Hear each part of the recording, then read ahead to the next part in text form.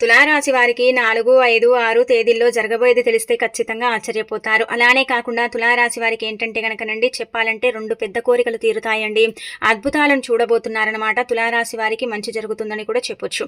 ఏం జరుగుతుంది, ఎలా ఉంటుందో తెలుసుకునే ముందు ఒక చిన్న రిక్వెస్ట్ అండి. వీడియోని పూర్తిగా చూడండి, నచ్చితే లైక్ చేయండి, కొత్తగా చూస్తున్నట్టయితే సబ్స్క్రైబ్ చేసుకోండి. నార్మల్గా తులారాశి వారికి ఏంటంటే గనక ఇక్కడ మనం చూసుకున్నట్టయితే వీరికి కష్టాలన్నీ కూడా తీరిపోతాయండి. మంచి ఫలితాలు రాబోతున్నాయి అనమాట. కొన్ని పరిహారాలు కూడా మీరు చేసుకోండి. పరిహారం చేయటం వల్ల ఏం జరుగుతుందంటే గనక మీ చేతుల ద్వారా చేసే పనులు ఆగిపోతూ ఉంటాయి కదా, అలా పనులు ఆగకుండా ఆ పనుల్లో మీరు బాగా రాణించడానికి అవకాశం ఉంటుందన్నమాట. పరిహార పరంగా మీకు మంచి మేలు కూడా చేకూరుతుందని చెప్పొచ్చు. అందుకే మీరు పరిహారం ఖచ్చితంగా చేసుకోండి. ఆ పరిహారం ఏంటనేది లాస్ట్లో మనం చూసుకుందాం అనమాట.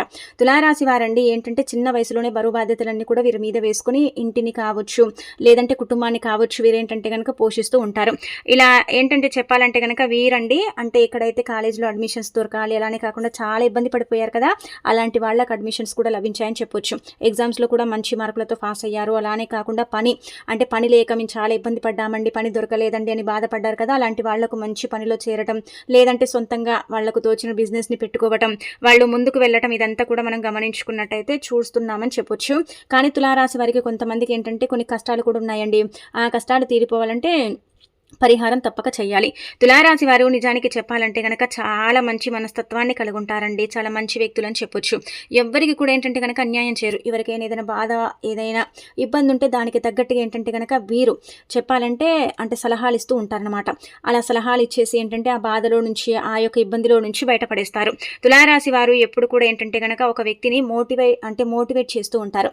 అంటే వాళ్ళకి ఏంటంటే కనుక నెగిటివ్ మాటలు చెప్పి భయపెట్టే కన్నా పాజిటివ్ మాటలు చెప్పి వాళ్ళకుండే ఏంటంటే చెడు అంటే కొంచెం తొలగిస్తూ ఉంటారు, భయాన్ని తీసేస్తూ ఉంటారు. తులారాశి వారు కూడా ఏంటంటే తెలియకుండా లోలోన భయపడుతూ ఉంటారండి. కానీ నలుగురిలో ఏంటంటే నవ్వుకుంటూ ధైర్యంగా ఉన్నట్టు అనిపిస్తారు, కానీ కొంచెం వీళ్ళు కూడా భయపడుతూ ఉంటారని చెప్పొచ్చు. తులారాశి వారు ఏంటంటే కనుక చెప్పాలంటే నమ్మిన వ్యక్తుల వల్ల చాలా మోసపోయి బాధపడుతున్నారు. పనిచేసే దగ్గర ఏంటంటే కనుక పని సరిగ్గా లేదు, పనిచేసే దగ్గర ఇబ్బందులు ఎక్కువగా ఉన్నాయి, పనిచేసే దగ్గర మాకు గుర్తింపు లేదు, ఏది లేదన్నట్టుగా బాధపడిపోతున్నారు. వేరే పనిలోకి వెళ్దామంటే ఇంకా పని దొరకట్లేదు. నన్ను నమ్మిన వ్యక్తుల వల్ల నాకు చాలా మోసం అనేది అంటే ఇబ్బంది అనేది కలుగుతుంది. సమయానికి డబ్బు అందట్లేదు, ఆ అప్పులు తీర్చుకోవట్లేదు, మాకు కొంచెం ఫైనాన్షియల్గా కూడా బాగాలేదండి అన్నట్టుగా బాధపడిపోతున్నారు. కానీ మీ కష్టానికి తగ్గట్టుగా ప్రతిఫలం అనేది కలుగుతుంది. అలానే కాకుండా మీకు మంచి కూడా జరుగుతుందని చెప్పొచ్చు. మంచి ఫలితాలను కూడా మీరు చూసే అవకాశం అయితే ఉంటుందన్నమాట. ముఖ్యంగా ఒకటి గుర్తు పెట్టుకోండి, ఇష్టదైవం ఉంటారు కదండి, అంటే ఒక్కొక్క దైవాన్ని ఒక్కొక్కరు నమ్ముతారు. ఈ తులారాశిలో కూడా అంతేనండి, ఒక్కొక్కరు ఒక్కొక్క దైవాన్ని నమ్ముతారు. కాబట్టి మీ ఇష్టదైవం ఎవరైనా పర్వాలేదండి. ఎవరిని మీరు అంటే ఇష్టపడ్డా, ఎవరిని మీరు అంటే పూజించాలనుకుంటే వాళ్ళని ఏంటంటే కనుక చక్కగా మనస్ఫూర్తిగా ఏంటంటే కనుక ఒకరోజు పూజ చేయండి. పూజ చేయకపోయినా పర్వాలేదు, ఒక దీపమైనా సరే పెట్టండి. ఖచ్చితంగా చూడండి, మీరే మార్పుని చూస్తారు. ఇష్టదైవాన్ని ఎప్పుడైతే మనం మనస్ఫూర్తిగా పూజిస్తామో, ఆరాధిస్తామో, అలానే కాకుండా దీపం పెడతాము మన చేతుల ద్వారా, అప్పుడు ఏంటంటే కనుక ఇంకా ఎక్కువగా అనుగ్రహం అనేది కలుగుతుంది. ఇంకా ఎక్కువగా అనుగ్రహం కలిగి మనకు మంచి జరుగుతుందన్నమాట. మంచి ఫలితాలు కూడా వస్తాయని చెప్పొచ్చు. అందుకే ఇలా ఏంటంటే కనుక దీపం పెట్టుకోండి. అలానే మనకు మంచి జరగాలంటే తప్పనిసరిగా ఇష్టదైవాన్ని ఎక్కువగా పూజించాలి. మీ రాశి పరంగా మీరు చూసినట్టయితే ఎంత పూజిస్తారో మీకు అంత మంచి జరుగుతుంది. కొంతమందికి ఏంటంటే భగవంతుడిపై ఏంటంటే నమ్మకమే ఉండదన్నమాట. ఆ దేవుడు అంటే పుట్టించాడు, ఇలా లోకంలో వదిలేశాడు, ఇంకా మన కష్టం మనం పడాలి, దేవుడు ఉంటే మాకెందుకు ఇన్ని కష్టాలు ఇస్తాడు అన్నట్టుగా కొంతమంది ఏంటంటే కనుక నమ్మరనమాట. కానీ అలా మాట్లాడకండి. దేవుడికి కోపం వస్తే ఏంటంటే కనుక ఉన్నది కూడా లేకుండా చేస్తూ ఉంటాడు. ఎప్పుడు కూడా మీరు పాజిటివ్గా మాట్లాడండి. మీకు పాజిటివ్గా అంటే అన్నీ జరుగుతూ ఉంటాయి. మీరు నెగిటివిటీని అంటే మైండ్లో పెట్టుకొని మీరు నెగిటివ్గా ఆలోచిస్తే మీకు అంతా కూడా చెడు జరుగుతూ ఉంటుంది. మంచిగా మనం ఆలోచిస్తే మనకు మంచి జరుగుతుంది. ఇది మనకు శాస్త్రాల్లోనే చెప్పబడుతుంది. చెడుగా ఆలోచిస్తే చెడు జరుగుతుంది అనమాట. ఇంకా తర్వాత మీకైతే ఇంకా మీకు మంచి రోజులు వచ్చినట్టే అండి, మంచి జరుగుతుందని చెప్పొచ్చు. గుర్తుపెట్టుకోండి, మీకు 4వ తేదీ శుక్రవారం ఉంది కాబట్టి లక్ష్మీదేవి అనుగ్రహం కావాలి. కావున మీరు వీలుంటే శుక్రవారం పూట దీపారాధన చేయండి. ఇంట్లో ఖచ్చితంగా దీపం పెట్టేసి ఆ దీపంలో ఏం చేయండి అంటే కనుక ఉదయాన్నే లేవండి, శుచిగా స్నాన కార్యక్రమాలు చేయండి. స్నానం చేసే నీటిలో ఏంటంటే కనుక చిటికెడంత పసుపుని వేసుకొని స్నానం చేసుకోండి. స్నానం చేసిన తర్వాత ఏంటంటే చక్కగా ఉతికిన వస్త్రాలు ధరించి లక్ష్మీదేవి పటానికి మీ దగ్గర ఉండే పుష్పాలను అలంకరణ చేసుకొని దీపారాధన చేసుకొని ₹1 బిల్లని తీసుకొని చేతిలో పట్టుకొని ధన సమస్య అంతా కూడా పోయి బాగా కలిసి రావాలి. 4 వైపుల నుంచి కూడా డబ్బు రావాలి. డబ్బుకు సంబంధించిన అంటే ఇబ్బంది ఏదైతే ఉంటుందో అదంతా కూడా తొలగిపోవాలి అన్నట్టుగా చెప్పుకోండి. చెప్పేసుకున్న తర్వాత ఆ రూపాయి బిళ్ళని వెలుగుతున్న దీపం నూనెలో వేయండి. అలా వేసిన తర్వాత దీపం కొండెక్కుతుంది కదా, అలా దీపం కొండెక్కిన తర్వాత ఆ రూపాయి బిళ్ళని తీయండి. తీసేసి దాన్ని తుడిచేసి ఏంటంటే గనక దానం చేయండి. చూడండి, రూపాయి దానం చేస్తే ₹2 వస్తాయి. రూపాయి బిళ్ళను వేసి దీపం పెడితే అదృష్టం పడుతుంది, లక్ష్మీదేవి అనుగ్రహం కలుగుతుంది. ధన ద్వారాలు మూసుకుపోయి ఉంటే అవి తెరుచుకుంటాయి. మీకు అద్భుతం అంటే అద్భుతం జరిగే అవకాశం ఉంటుంది. ఇది మాత్రం ఖచ్చితంగా మీరు అంటే చేయండి. శుక్రవారం కలిసి వస్తుంది కాబట్టి చేసుకోండి. మంచి రిజల్ట్ అయితే మీరు పొందగలుగుతారనమాట. ఇక ఇలా ఈ విధంగా మీరు అంటే పాటించండి. శుక్రవారం ఉదయం నుంచి మొదలుకొని సాయంత్రం వరకు కూడా అండి బాగుంటుందండి, అనుకూలత ఉంటుంది. చేసే పనుల్లో ఇబ్బందులు ఉండవు. కాకపోతే ప్రయాణాలు చేయాల్సిన అవసరం రావచ్చు. కొంచెం అంటే ప్రయాణాలలో ఏంటంటే సఫర్ అవుతారండి. కానీ నార్మల్గా చెప్పాలంటే కనుక ఈ డే అంతా కూడా మీకు బాగుంటుంది. ఆ ప్రయాణాల వల్లనే కొంచెం డిస్టర్బ్ అయిపోతారు. కానీ మిగతా అదంతా కూడా పర్ఫెక్ట్. పిల్లల పరంగా కావచ్చు, ఫ్యామిలీ పరంగా కావచ్చు, పేరెంట్స్ పరంగా కావచ్చు, వృత్తి, ఉద్యోగం, వ్యాపారం అన్ని రంగాల వరకు కూడా బాగుంటుంది. ఇబ్బంది అయితే లేదు. కొంచెం ఏంటంటే సమయానికి డబ్బు అందక కొంచెం బాధపడతారు. అయినప్పటికీ కూడా ఏంటంటే ఆ డబ్బుని అప్పుగా తెచ్చుకొని మీకుండే సమస్యలు తీర్చేసుకుంటారు. ఈ రోజంతా కూడా అనుకూలత ఎక్కువగా ఉంటుంది. ప్రయాణాలు పడ్డప్పుడే కొంచెం డిస్టర్బ్ అయిపోతారు. మిగతా అదంతా కూడా పర్ఫెక్ట్.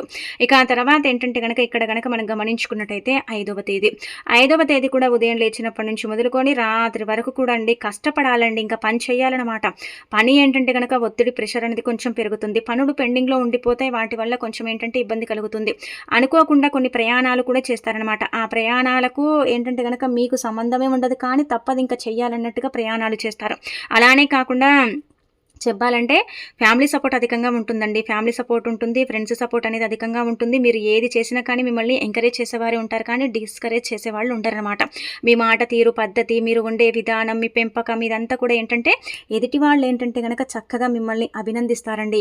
మీ పద్ధతి కావచ్చు, మాట తీరుకి ఏంటంటే కనుక చాలామంది కూడా అండి అంటే మిమ్మల్ని అప్రిషియేట్ చేసే అవకాశం ఉంటుందన్నమాట. ఎక్కడ ఎంత మాట్లాడాలి, ఎక్కడ ఏం మాట్లాడకూడదు అన్నట్టుగా ఏంటంటే కనుక మీరు అంటే ఇలా మాట్లాడుతూ ఉంటారని చెప్పొచ్చు. ఇంకా మిగతా అదంతా కూడా మీకు ఈ రోజంతా కూడా బాగానే ఉంటుందండి. కొంచెం ఏంటంటే కనుక గుర్తుపెట్టుకోండి, ఎక్కువగా ఎవరిని నమ్మకండి. అంటే చెప్పాలంటే ఇక్కడ మీకు ఏంటంటే కొంచెం ఇబ్బంది కూడా ఉంటుందన్నమాట.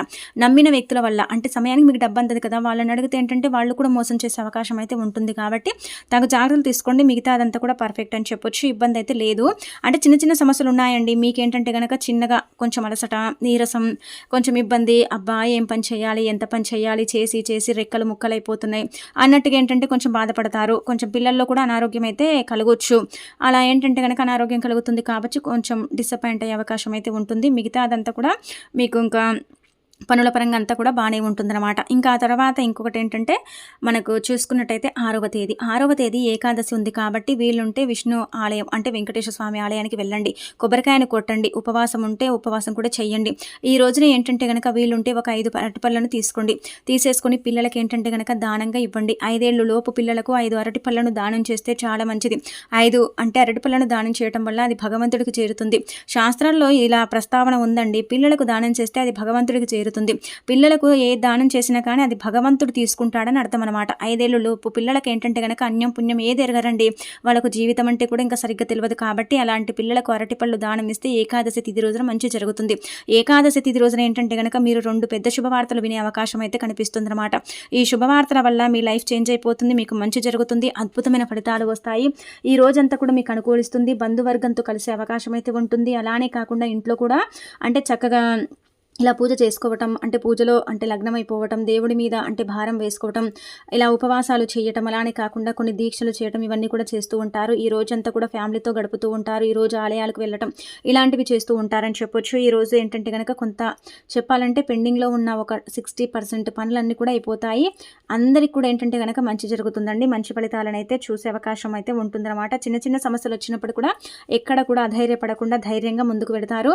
విద్యార్థులకు కూడా మంచి సమయం అండి. విద్యలో బాగా రాణిస్తారనమాట. అలానే కాకుండా రియల్ ఎస్టేట్ రంగాల వల్ల కూడా కొంచెం కలిసి వస్తుంది. కోర్టు కేసుల పరంగా మీదే పైచేయి అవుతుంది.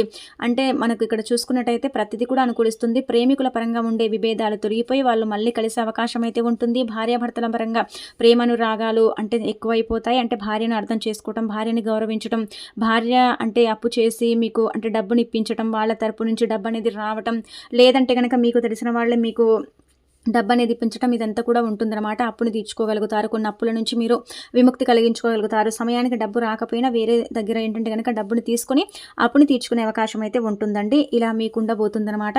అంటే అందరికి ఇలాగే జరుగుతుంది అని కాదు. కొందరికి ఇందులో మార్పులు చేర్పులు కూడా ఉండొచ్చు. కొంతమందికి ఏంటంటే గనక మంచి కూడా జరగొచ్చు. ఇలా ఉండే అవకాశం అయితే ఉంటుంది కాబట్టి ఎక్కువగా ఎవ్వరిని నమ్మకండి. మరి ఏంటంటే గనక ఎక్కువగా ఆలోచించకండి. సమయానికి ఆహారం తీసుకోండి. కంటి నిండా నిద్రపోండి. అలానే కాకుండా ప్రయాణాలు చేసేటప్పుడు తగు జాగ్రత్తలు తీసుకోండి. ఇంకా మీరేంటంటే గనక మాట్లాడేటప్పుడు మీ పద్ధతి బాగుంటుంది కాబట్టి మీకు ఏంటంటే చాలామంది కూడా అండి మిమ్మల్ని అంటే ఎక్కువగా అప్రిషియేట్ చేసే అవకాశం అయితే ఉంటుందన్నమాట. మీకు 2 కోరికలు తీరుతాయని చెప్పాను కదా. ఒకటి వచ్చేసి సంతానానికి సంబంధించిన కోరిక ఖచ్చితంగా తీరుతుంది. సంతానానికి సంబంధించిన కోరిక తీరుతుంది కాబట్టి ఎక్కువగా హ్యాపీనెస్గా ఉంటారని చెప్పొచ్చు. సంతానం కోసం చాలా రోజుల నుంచి వేచి చూస్తారు కదా, అలాంటి వాళ్లకు సంతానం కలిగే అవకాశం అయితే ఉంటుందన్నమాట. అది హ్యాపీనెస్ అని చెప్పొచ్చు. రెండోది వచ్చేసి ఏంటంటే ఓన్గా బిజినెస్ చేయాలనుకుంటున్నారు కదా, ఆ బిజినెస్ని మొదలు పెట్టే అవకాశం అయితే ఉంటుంది. అదేంటంటే కనుక డబ్బు కోసం వేచి చూసారు కాబట్టి ఆ డబ్బు ఏంటంటే మీ భార్య తరపు నుంచి వస్తుందన్నమాట. అంటే ఇలా మీ ఇంట్లో ఫ్యామిలీ మెంబర్స్ ఉంటారు కదా, ఆడవాళ్ళు స్త్రీల పరంగా డబ్బు అనేది మీ చేతికి అందుతుంది కాబట్టి హ్యాపీనెస్ అనేది ఖచ్చితంగా ఉంటుందండి. మార్పులు చేర్పులు ఏం జరగవన్నమాట. ఏ బిజినెస్ అయితే చేయాలనుకున్నారో ఆ బిజినెస్ని మొదలుపెట్టే అవకాశం అయితే ఉంటుంది కాబట్టి బిజినెస్ పెట్టేటప్పుడు కూడా 1-2 సార్లు ఆలోచించి చర్చించి ఆ తర్వాత అది మొదలు పెట్టడం బెస్ట్ అని చెప్పొచ్చు. డబ్బుని వృధా చేయకండి.